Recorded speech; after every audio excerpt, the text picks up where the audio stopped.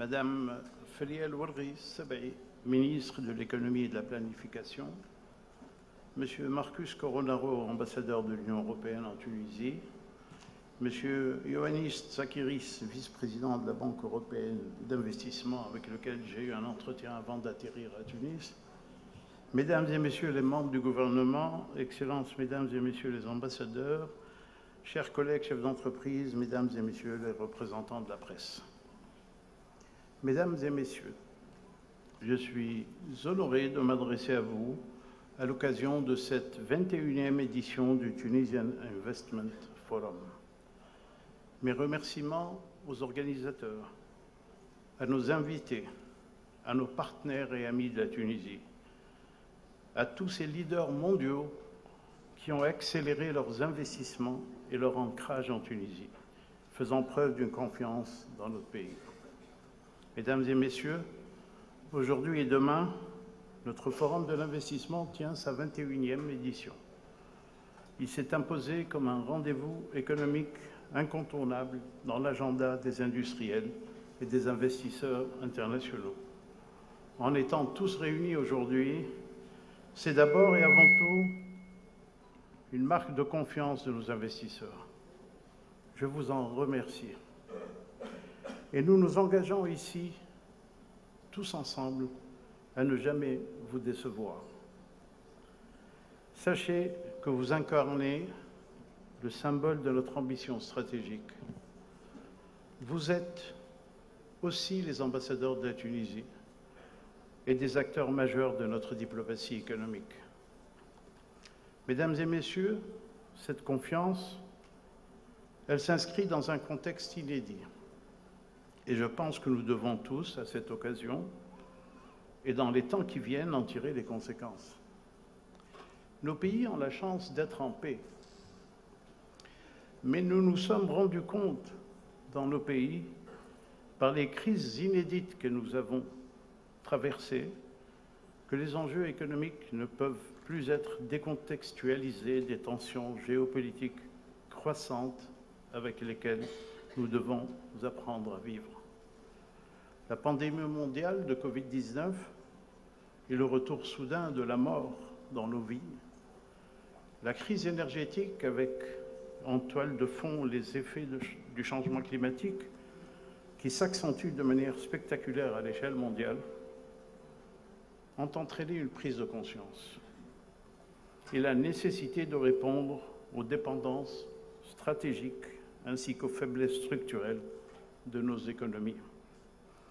Nous nous sommes rendus compte que l'assurance d'une production et d'un approvisionnement durable compte, que maintenir un savoir-faire compte également, que la proximité compte autant et que bon nombre de secteurs deviennent stratégiques en période de crise, en période de guerre.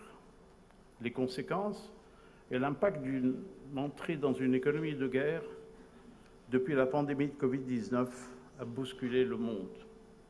Une économie de guerre dans laquelle nous allons durablement devoir nous organiser. Mesdames et Messieurs, les changements et le nouveau contexte géopolitique, les défis stratégiques qui nous attendent, nous invitent à la relocalisation des investissements vers les havres de paix historiques pour garantir justement notre conception des souverainetés nationales et continentales. Et quand je dis continentale, j'entends européenne, bien sûr, notre marché principal. Et c'est là où nous avons une concentration d'amis de la Tunisie et une histoire commune aussi. Alors quand je dis les havres de paix historiques, je rappelle, bon, personne ne l'oublie, mais la Tunisie est prix Nobel de la paix. On s'est compris, donc il faut relocaliser en Tunisie. Alors les souverainetés dont je parle, c'est très simple.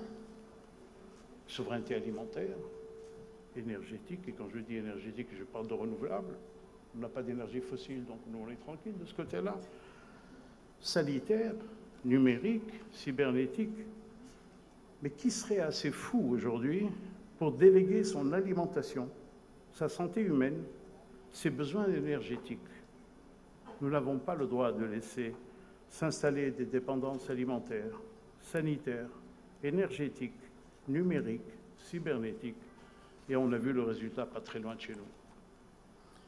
Mesdames et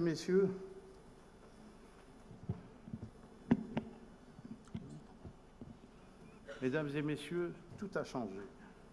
Mais l'exigence est encore plus ambitieuse. On est appelé à changer de logiciel, tous. Ça a été fait peut-être exprès, hein, pour que vous ne m'entendiez pas. Pas de problème. Ça fait longtemps qu'on ne m'entend pas, vous savez. Hein,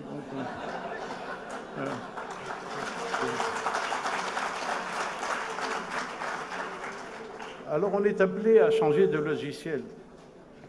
C'est quoi? On n'est pas arrivé à gérer ça.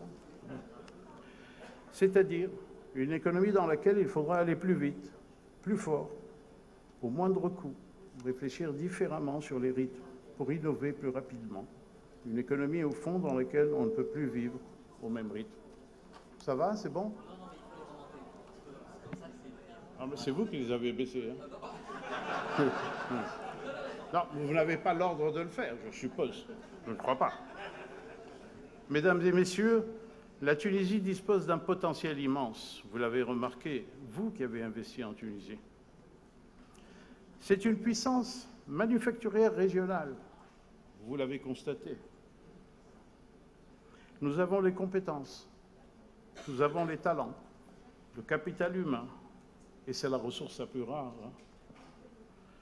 Des entreprises hautement innovantes, des petites sociétés aux multinationales. Nous avons des multinationales tunisiennes, nous avons des multinationales étrangères installées en Tunisie.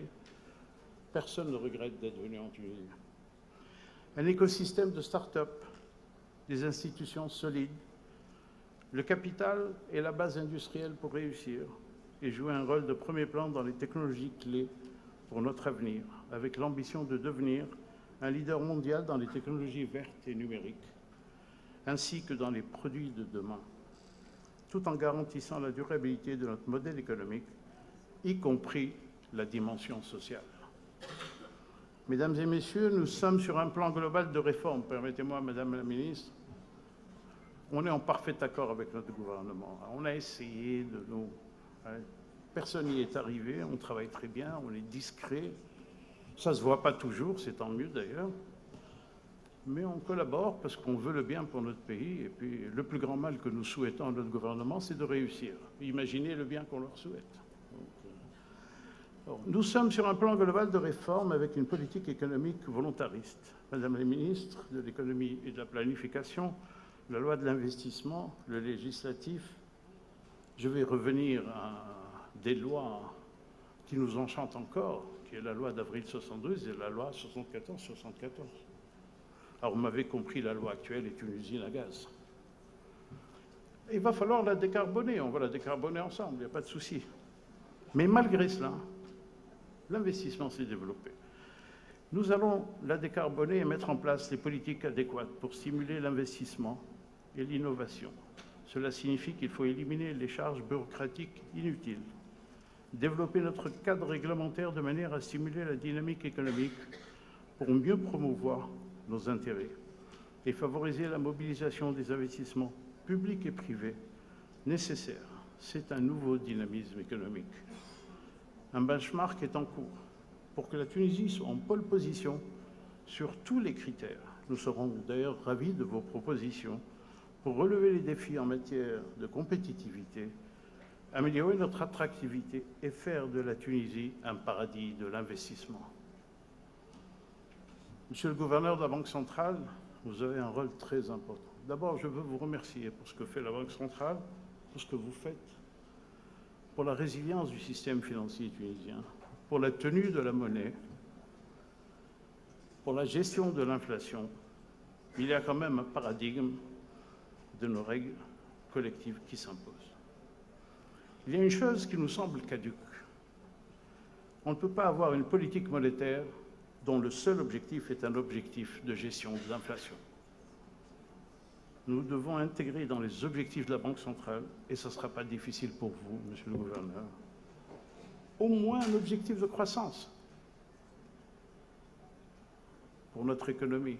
C'est la croissance qui fera L'inflation, nous la subissons bien sûr, elle est souvent importée, mais on ne doit pas se bloquer. Et vous savez quelle est la situation, et je vous remercie encore, et merci pour tout ce que vous faites, et nous travaillons ensemble, et on travaillera encore ensemble. Alors, en matière de fiscalité, qu'est-ce que nous voulons? C'est très simple. Une fiscalité, une politique fiscale attractive, stable, pour que la Tunisie soit un paradis pour les créateurs de start-up et les investisseurs. Bref, une fiscalité de croissance et payable à la réalisation et non pas d'avance. Madame la ministre des Finances est absente, mais c'est l'argentière du pays. Nous travaillons très bien ensemble et nous lui disons toujours, vous êtes associés avec les entreprises. À la fin de l'année, ils payent leur tribut. Laissez-les se développer, laissez-les investir, laissez-les faire de la croissance. Et la fiscalité doit les encourager un peu. Un code d'échange moderne. Et on va y travailler ensemble, quand il passera à l'Assemblée. Un code d'échange moderne qui encourage l'internationalisation de l'économie tunisienne et l'investissement étranger. Une logistique efficace. Plus jamais de bateaux en rade. Des services portuaires et douaniers opérationnels 24 sur 24, 7 jours sur 7. Un dédouanement flottant dès l'embarquement du port étranger. Et au moins, et s'il vous plaît, au moins, mais qu'on le fasse, un port en eau profonde. Enfin, une administration.